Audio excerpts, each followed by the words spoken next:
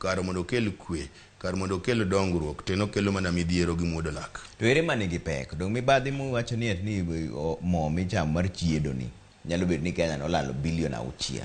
To mane en migawo mare nuwuon. Dong mane mane gi pek moloyo dhok makia? Mago gin ariyo, mano koro ing'eni koluwore kod weche mag mibadhi to mano koro EACC onego bed ni deal godo. Mano momo ne watero lweny no koro tiend ker wuon. Ni ker nitiere mibadhi mar mochiedo ka.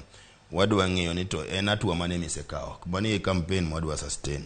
Mar ariyo nitiere gimwacho ni individual responsibility, nikech king'iyo wach mar mafuta no oting'o ji mang'eny. Koro Kuria nya wacho ni gini ok an kenda, gini nikech wachre en gima ne gibet cabinet ba gikalo. Koro implementation ni obiro gi weche mang'eny.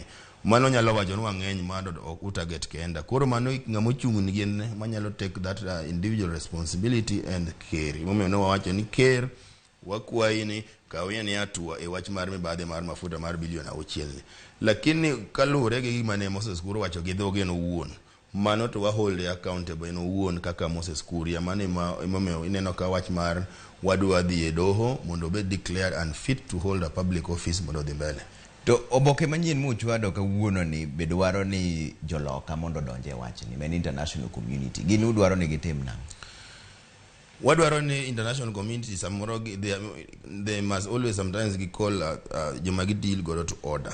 King'iyo kama Jalup Ker Rigathi Gachagua ne wuoye, ne en kama ne giromo gi European Union delegation ka gi sign economic partnership agreement. Mane mi wacho ni to nikech gini ok nyalo timre pinje maoko ka king'iyo kata European Union.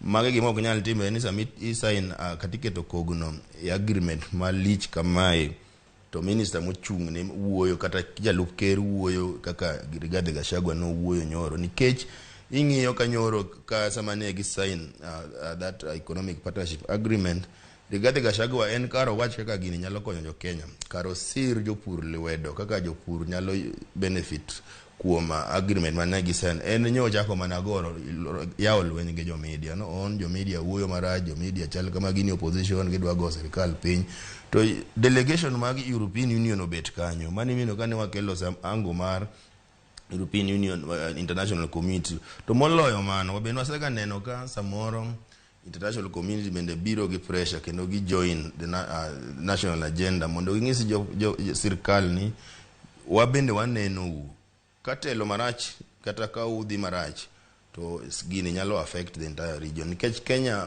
omako pinje mang'eny e region mar East Africa. Koro ka wecho kethre Kenya kae ok odhi bedo neno midhiero mar jo Kenya, to odhi bedo midhiero mar region te. Koro mani mwangiso jo international community ni konywa uru keto pressure kuom sirikal mar William Ruto ni mondo owe banyo, owe yawo lweny gi ute fuambo, nikech ka giloro nwa dhoudi mar yudo weche kendo mar miyo jopiny weche ma kaka timore sirikal, to mano nyalo kelo midhiero maduong' e pacho kae, nikech mani malo iyawo dhoudi mag mibadhi mago imineno ga kor weche mag nek donje, mani idoga weche mag telo marach kendo gitelo mag wang' teko donjo ka olor dhoudi mondo jofuambo gikeyo kik donj kanyo mondo gikaw weche gimi jopiny.